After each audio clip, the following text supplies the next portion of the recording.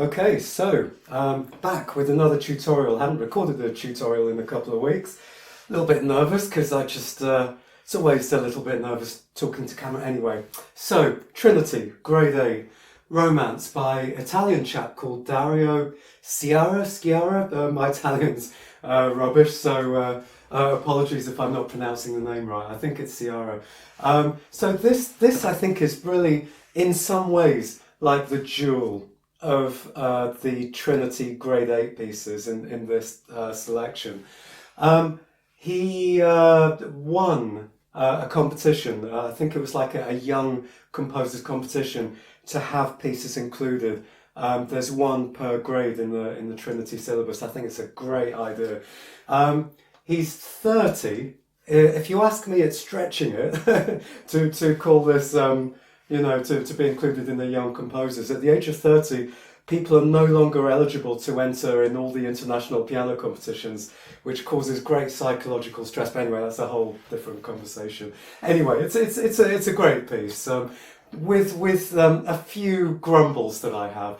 But anyone who's watched some of my other tutorials know that I'm quite fussy, even with like very famous professional composers, and sort of pull things apart. So anything that I say about things that I think don't quite work in this piece, bear in mind that I'm quite scathing with famous, very respected composers as well. And it doesn't take away from the fact that I think this is an excellent piece to be included in the new Trinity syllabus.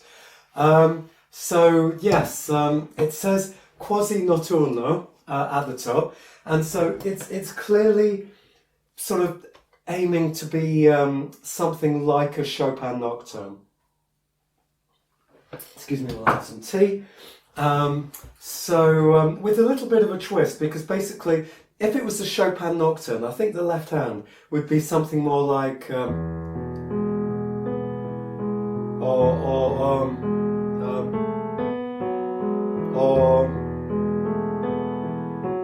this kind of thing. But this bass line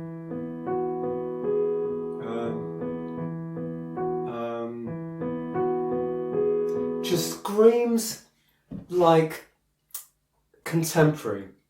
It reminds me of like an anime soundtrack. You don't get this in classical music. This is very much a sort of either pop or something sort of Disney. It could be a Disney tune or an anime tune. It gives it a sweetness. Now normally, I've got to admit that normally this kind of thing would be something I would run away screaming from, because it's just too sickly sweet. And if I'm honest, for my personal taste in music, this Romance, it's a bit sickly sweet Disney style for my personal taste palette. But having said that, this is, Trinity Grade 8. I think that this is the kind of thing that anyone under the age of 30 will just really warm to. This has definitely got a young person vibe to it. It's not so classical. It's very, very sweet. And I've got a lot of students who have like a very sugary taste when it comes to music. And this is very sugary. It's a bit sugary for me, but I'm not saying it's bad. It's just very sugary for my taste. But it's beautiful. Having said it's sugary, I still think it's full of genuine emotion, and I like it, So this is just Chopin all over this upward octave. Now the thing with Chopin Nocturnes and with this piece, and I really need to do another tutorial in more depth about this, is that basically it hinges on either an instinctive or a conscious understanding of how you deal with tension and release. So basically tension is caused by notes that are non-chord tones. And non-chord tones is basically any note in the melody that is not the 1, the 3 or the 5. And so here our beginning chord is basically an E major chord.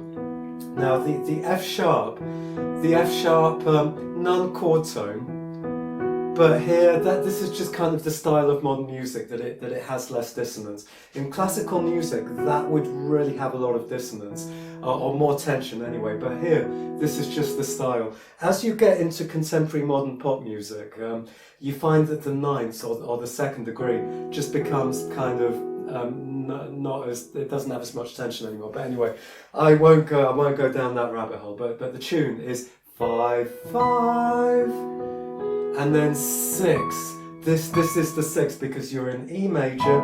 You've got 1, 2, 3, 4, 5, 6, and this 6 in the tune has a tension, and then comes back to the 5, and then here. This now becomes the 1 because the chord has changed to B major. So it goes 1, 5, then the chord changes again it basically becomes an E dominant 7th.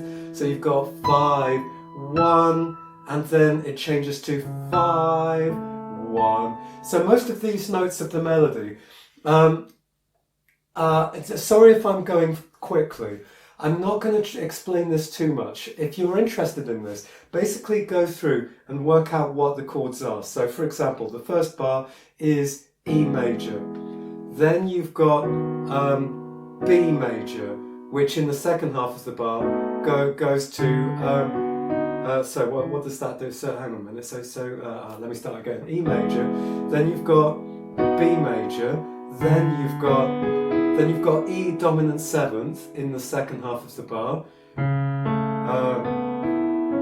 Then in the third bar, you basically have an A suspended second chord, and so on and so on. If you're interested, work these out, and then look for what is the melody note doing at any point. Is it the 1, the 3, or the 5 of that chord? By the way, any dominant 7ths, the 7 is also a chord tone. I'm going to make a different video for all of this stuff if I'm going too quickly, but basically, chord tone, tension, which resolves to the chord tone, chord tone, chord tone, chord tone, chord tone, chord tone, chord tone, and then non-chord tone, which resolves and then resolves to a chord tone, and so on and so on. So every time you have something which is not a chord tone, so just to make clear what I'm saying, it's chord as in C-H-O-R-D, like as in chord. So chord tone, it's the melody note that is in the chord. It's kind of a jazz tone. So generally when you have a chord tone, you don't have tension. And non-chord tones are tension, and as I've explained in other videos, tension means you usually, not always, but usually, you get louder and you get slower. So for example, this is quite relaxed, and it says dolce e rubato. So dolce, sweet, rubato. Rubato is basically an exaggeration that where there is tension, you slow down. And when that tension resolves, you speed up. And this is really the key to understanding Chopin and anything else that needs sort of quite extreme rubato. Now, a lot of the time we have this instinctively. It's like we can speak English without always understanding the grammar that we're using.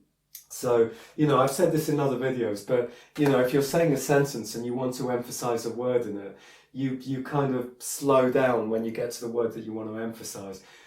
I'm not going to go into all of that now, but anyway, so the C sharp in the first bar is the bar in the right hand, is the note that has a little bit of tension. So what we want to do is just get a little bit louder and just linger a little bit longer on it. So we've got 4, 1, 2, 3, 4, 1, 2. Now I'm milking it. So something that we learn in playing music is good taste. And good taste lies in between how much do we want to stretch that and how much is too much. How much are we just doing it way, way, way too much. So I'm going to really exaggerate it here.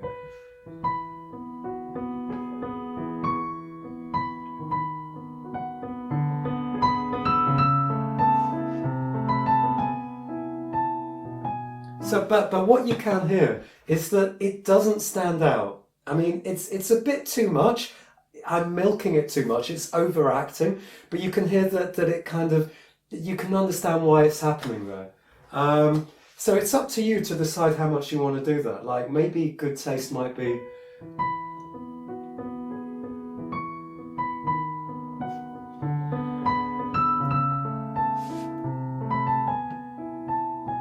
something like that, something that you just feel genuinely from your heart.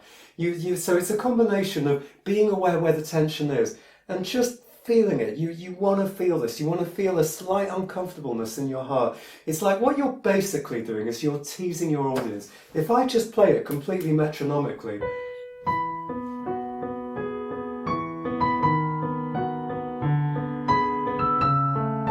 that's so boring, isn't it? Now what I'm doing is when there's tension, I'm teasing the audience. I'm going to really, really exaggerate this now. This is going to be way too much, but I'm going to go.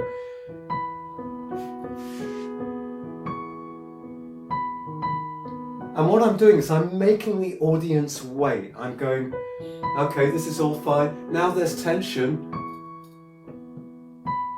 And I'm pulling out that sense of tension. And this is really fundamentally, our job as a pianist is to point out where there's tension and make the audience aware of that tension and wait for it. But we have to feel it. We have to feel it naturally. So when I get here, because basically this is just emotion. Tension is emotion. We want to feel this emotion in our heart and feel it in a genuine way, and not just overact with it. So you want to look for this like the whole way through the piece. For example, in the più mosso section, bar 19. So here, this F sharp, clearly a non-chord tone that resolves. So we lean into this F sharp, and then this B flat is a tension note. Here's another tension note. Maybe not so much there actually. Now here especially. So here, this note, we wait and here, there's so much tension. This is the note that I was waiting for. This E flat, there's so much tension on that. It's clearly not a chord tone. We have a G chord of some kind, and this E flat completely clashes. So we linger on it. So basically I'm going to go from bar 21, lead into bar 22, and just sit on that E flat to let you feel how uncomfortable that is.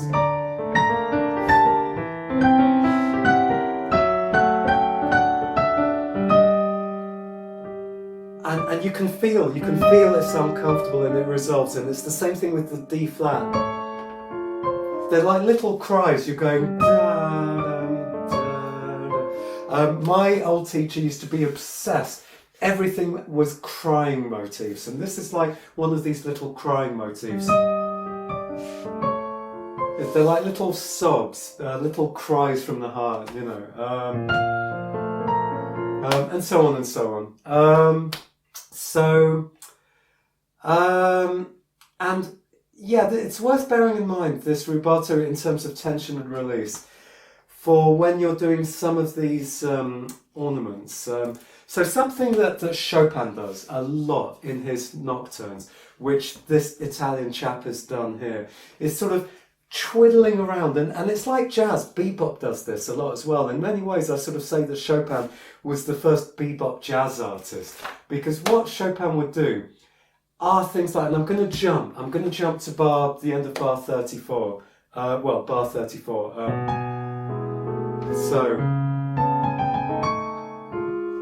and then here, what bar 35 is doing, it's basically a very, very long-winded way of saying, it's basically trying to say B, E, but it goes,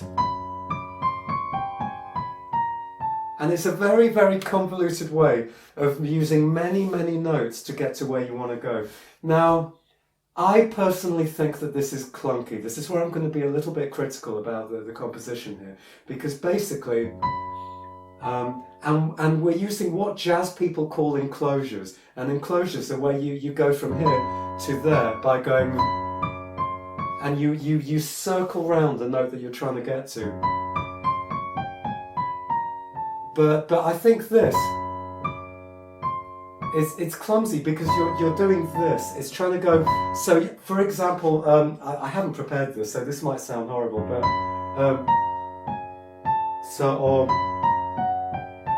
no, that's not right. That kind of thing.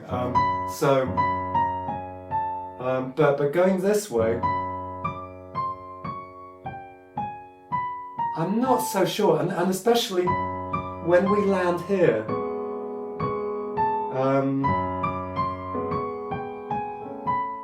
it's just pulled a little bit uncomfortably out of how you would normally use an enclosure, because it's sort of going in the wrong direction. This just sounds very dissonant to me, because it's going in the wrong direction.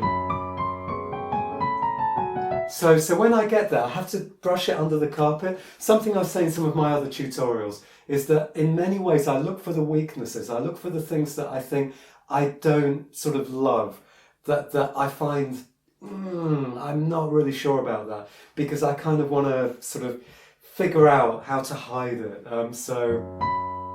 One way that I do this is to really exaggerate the tension. So if I go from, let's say we're going to go from, let's go from bar 31.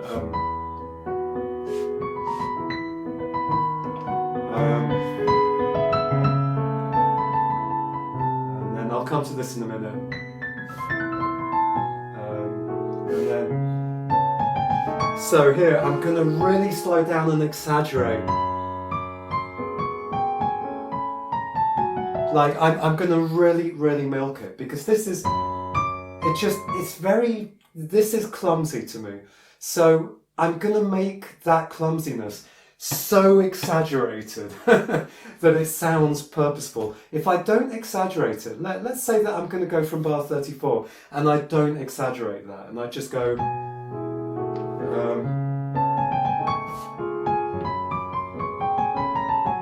then it just sounds clunky. That just sounds clunky to me. It doesn't sound like good writing. But if I really milk it,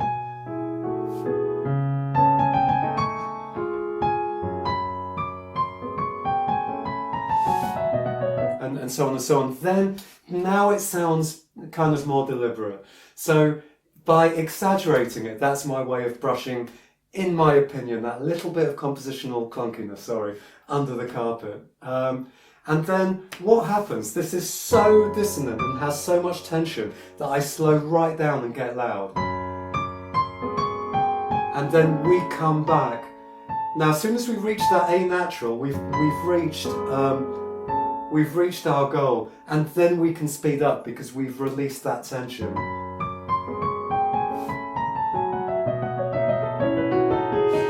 Because none of that has that much tension. So from the second half of the bar,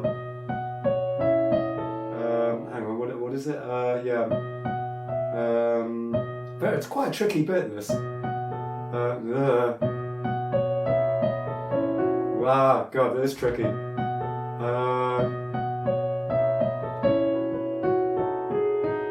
Yeah, all the tension, you can hear that all the tension has gone out at that point. Now, incidentally, this is, as you just heard there, it is a really tricky little passage to get under the fingers.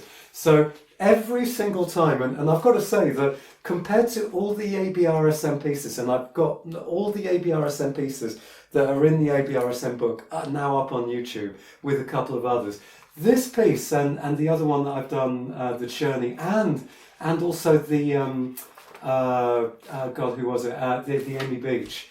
They are harder in terms of note learning than pretty much most of the pieces that are in the ABRSM book, in my opinion.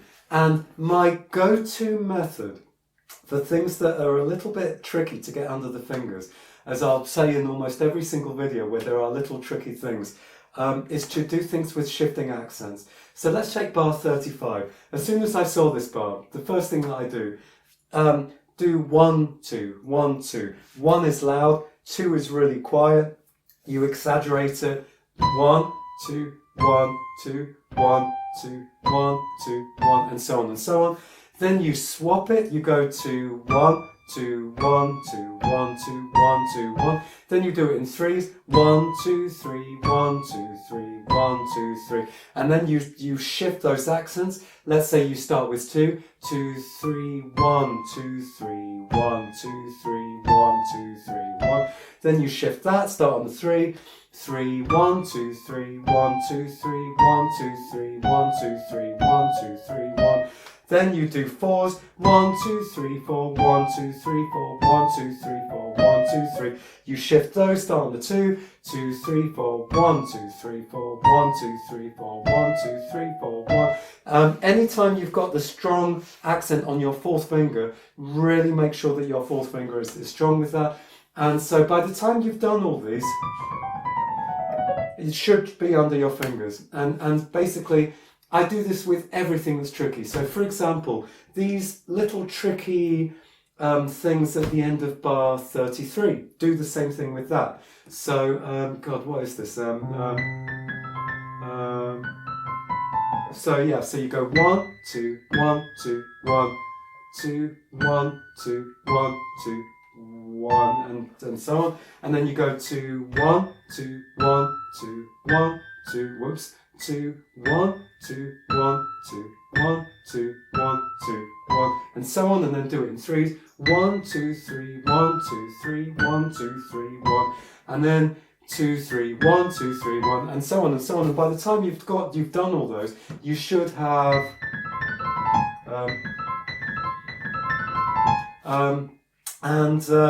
same thing. So when we're talking about tension and release, let's look at bar 33. We have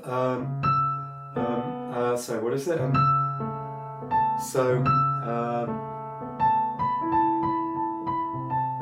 I'll come back to this 5 against 2 in a minute, but I'm looking basically for the bit at the end of the bar, just to start with. Now here, this is tension. This is a non-chord tone, and there's real tension in all of this. And then by the time we get here, I don't feel the tension in these notes. So here, the tension is gone, but here, this has tension, the tension is gone. So when I'm playing it, this batch is slow, this is faster. So, slow, fast. But ultimately you do this in a way that feels eventually instinctive and from the heart. You don't do it in a way that's contrived. But to start with, slow, really, really feel the dissonance of this note, and then let the tension go.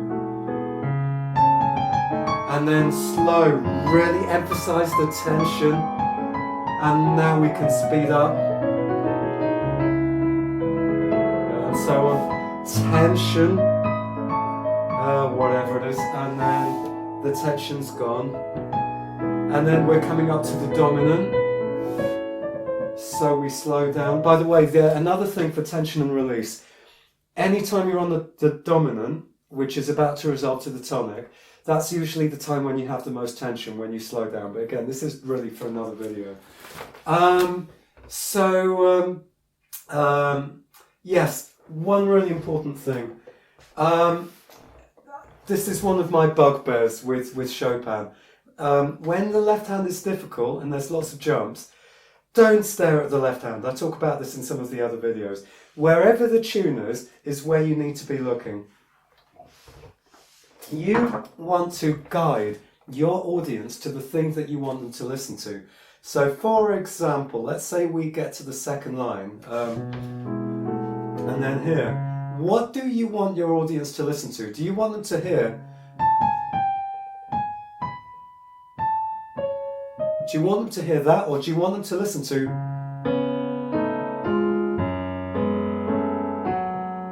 And I'm guessing you want them to listen to.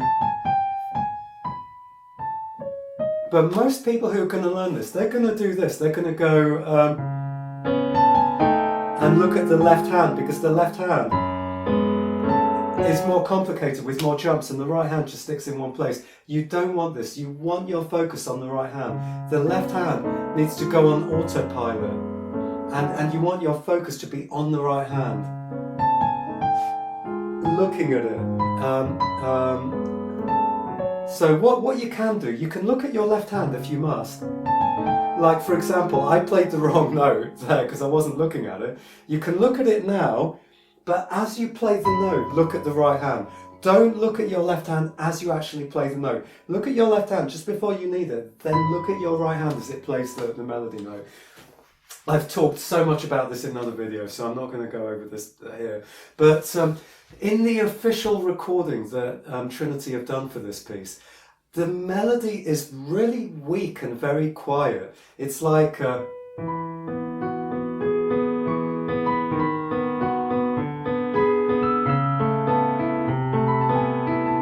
mean, maybe I'm being a little bit mean, but it's not far off that. And you won. Bear in mind as well that the lower down on the piano you go, because the strings become thicker and heavier, the lower notes are louder. So you actually need to put a little bit more care into making the tune louder, because if you just play both hands the same volume, the left hand will just be too loud.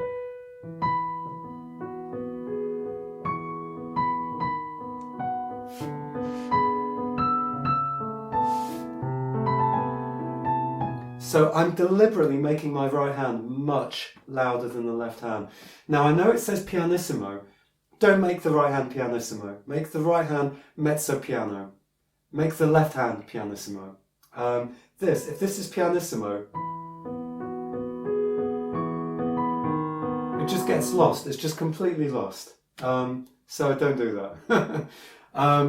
Now, one of my criticisms of this piece, this is a huge criticism, really something that bothers me a lot about this. It's just in the wrong key. In my opinion, this is using the wrong part of the piano. It's too high. The tune doesn't sound good there. It's just too high. It's not using the right part of the piano. I'm not very good at transposing on site, but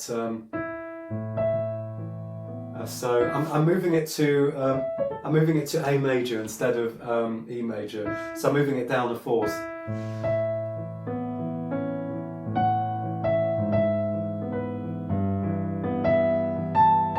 Whatever. It's so much nicer there. This is just too high.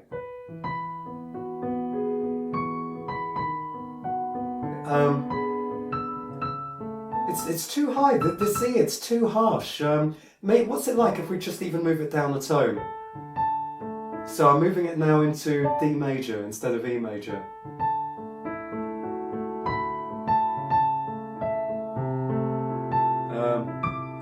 Well, whatever it is, I'm not good at transposing, I don't do a lot. Again, instantly better. Now I'm mentioning this because you've got to take extra care to find this beautiful tone. It's very hard to find a beautiful tone in this key. It's either too quiet,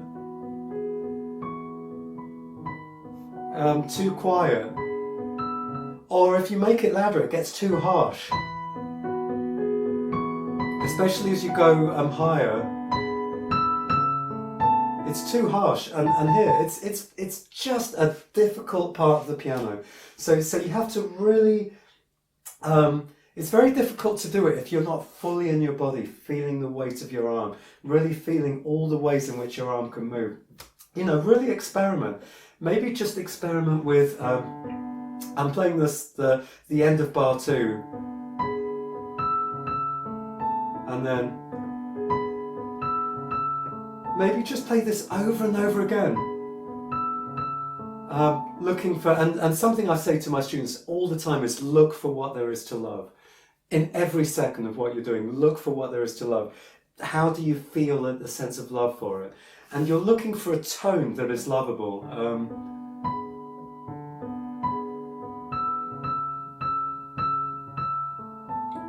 because it's very hard to find just the right lovable tone that's not too loud or too quiet.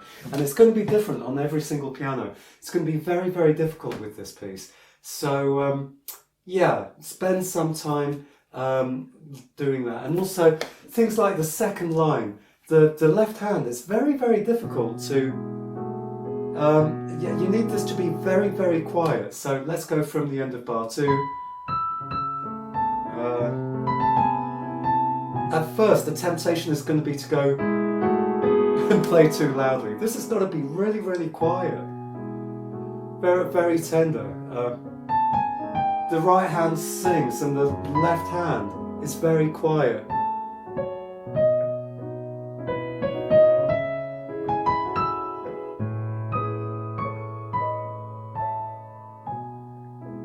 So all these inner parts of the left hand,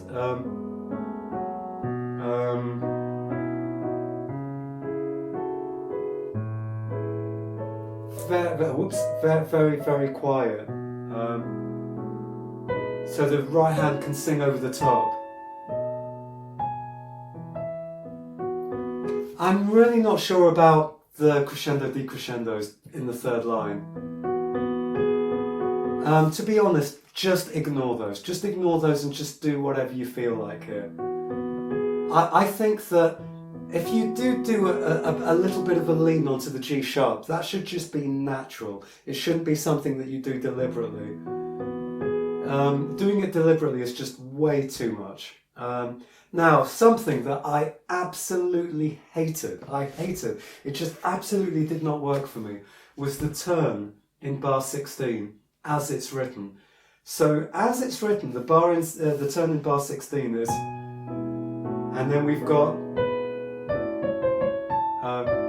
this was so clunky, and I really, the more I played it, the more I just really hated it. I just could not get on with it. I was just like, what are you doing? And then I noticed that on the official Trinity recording, they kind of cheat. And instead of going, which is what's written, they play the C sharp, then play a turn. And that works for me. But it's not what this guy has written. This guy has written, but I agree with whoever the pianist was in the Trinity recording. It's got to be a C sharp, then the turn. Because the D natural, just really I don't like. I just don't like it. So play the C sharp and then brush it under the carpet. You know, there's not much I really don't like about it, but that D natural in that tone really, really just rubbed me the wrong way. Really don't like it. So I just want to brush it under the carpet and ignore it. On the official recording, it's so slow. And it is so slow because it is actually in many ways quite tricky. There's a lot of jumps in the left hand. It does take quite a lot of note learning to get this comfortably under the fingers. When I recorded it to put up on YouTube, it took me quite a few takes before I could play it without masses of wrong notes in it, especially in the più mosso section. It's actually quite tricky because of a lot of like sort of quite odd chord changes. Something I don't like and at the same time like is going at the top of the second page.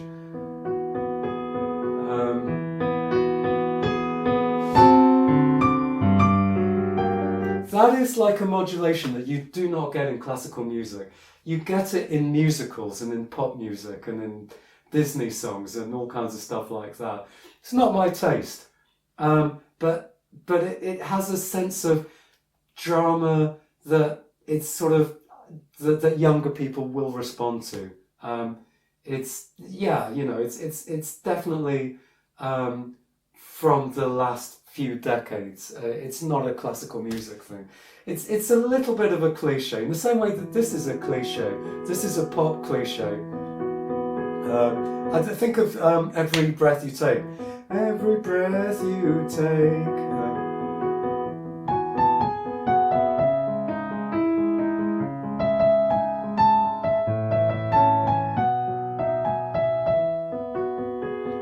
kind of a pop thing, you know. This is really like a pop line, and then this.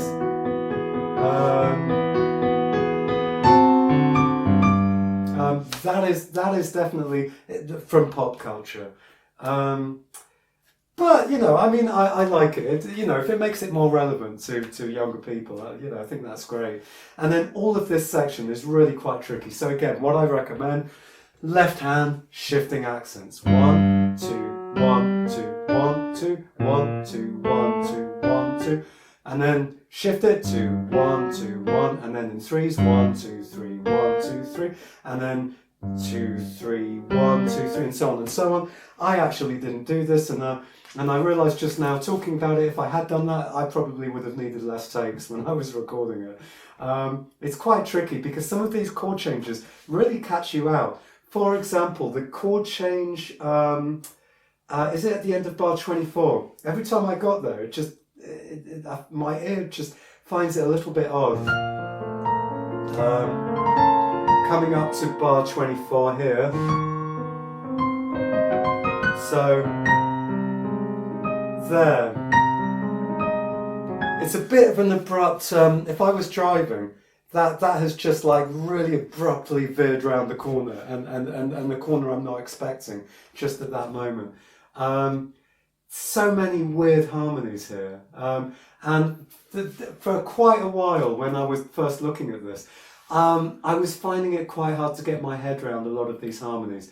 But now it's fine. Now that my ear is used to it. But expect a little while for your ear to get used to it.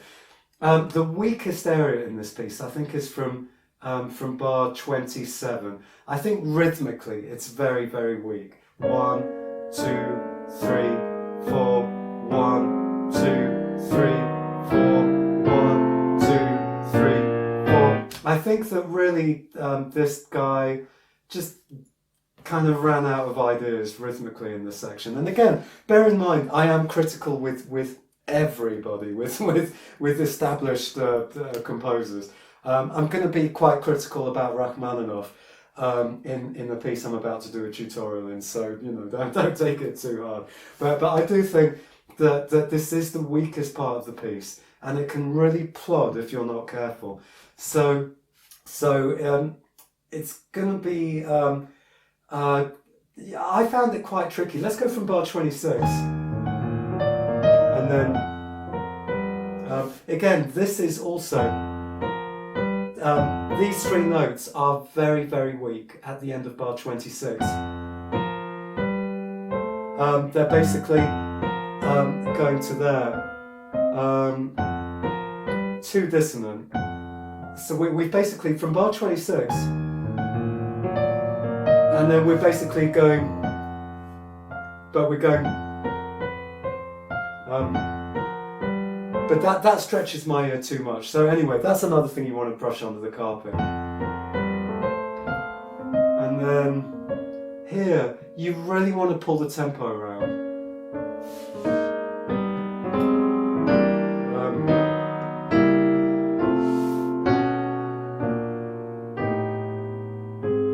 Everything you can so that the tempo just does not plod. What you don't want is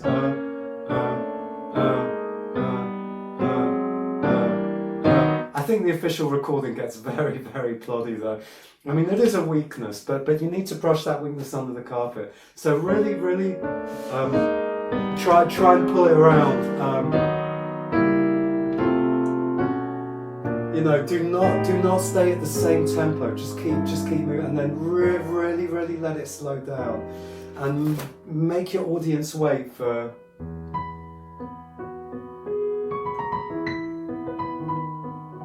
Anyway, there is more I could say about this piece, but sort of really ran out of the time that I wanted to allocate to this.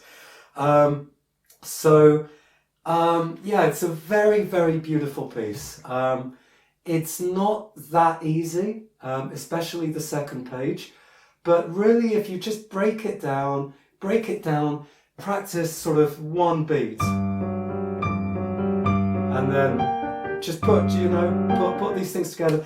What you shouldn't do is just like what so many of us do when we're not practicing well, which is just to try and play the whole lot, a big chunk over and over again. You will not learn it that way. It's too complicated. It's too difficult. You need to break it down into tiny, tiny chunks. Do them over and over. Get it in your ears, slow it down, really be able to hear it. Maybe close your piano lid and be able to play it, making sure that you know what it sounds like. That will really help you. The more you can hear what this sounds like without having to play the keys, the easier it will be to play. Because it is worth persevering with that bit, because it's a gorgeous, gorgeous piece. And so refreshing from all the normal, typical classical repertoire.